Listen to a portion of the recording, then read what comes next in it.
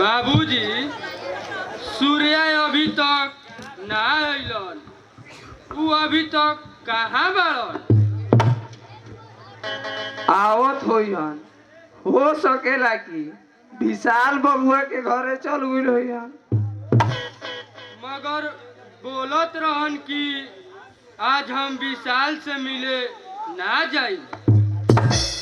लेकिन सूर्या घर से कह के पूछो जा, लेकिन विशाल जवन कहेला उहे सूर्या करेलन। जब एगो दोस्त दूसरा दोस्त के कहना ना मानी तो उ दोस्त कैसन। हर दोस्त के कर्तव्य होला कि अपन दोस्त के बात माने के। बाबूजी, हम विशाल के जान चुकल बानी। उ सूर्या खातिर जान भी दे सकेला। आज के दोस्ती में ई सब नहीं के।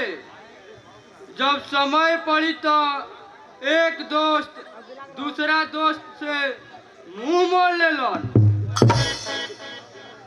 देख बहू, ऐसन बात तो दोस्ती में लाभ हानि, धन धर्म, जात पात, ऊंच नीच ना देखल जाला, बल्कि दोस्ती में सब कुछ बराबर समझल जाला। बाबूजी, आज के दोस्ती में ऐसन बात नहीं खे।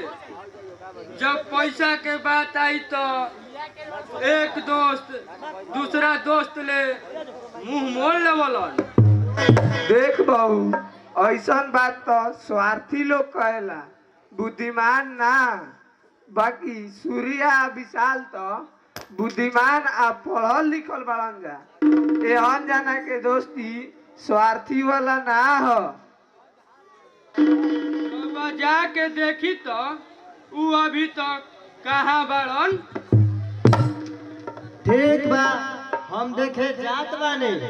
आखिर सूर्या कहाँ बाड़न, हम देखे आवत बानी।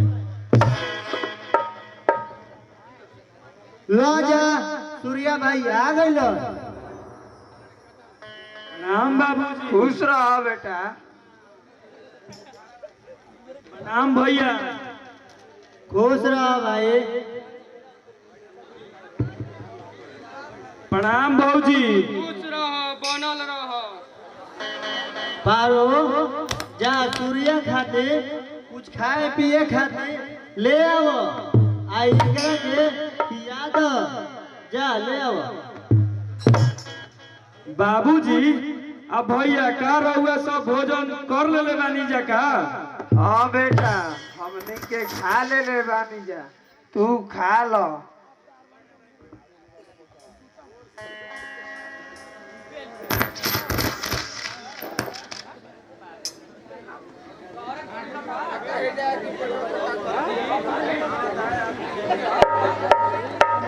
लो खाना खा लो। सूर्या बेटा, तार पढ़ाई लिखाई ठीक चलत बा न?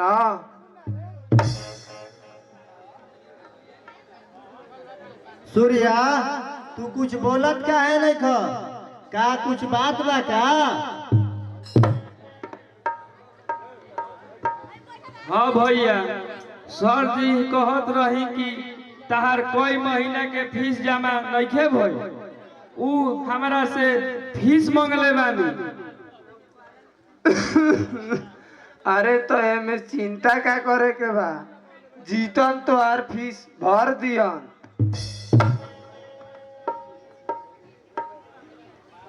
हाँ सूर्या, हम तुम्हारा के फीस के पैसा भेज दे।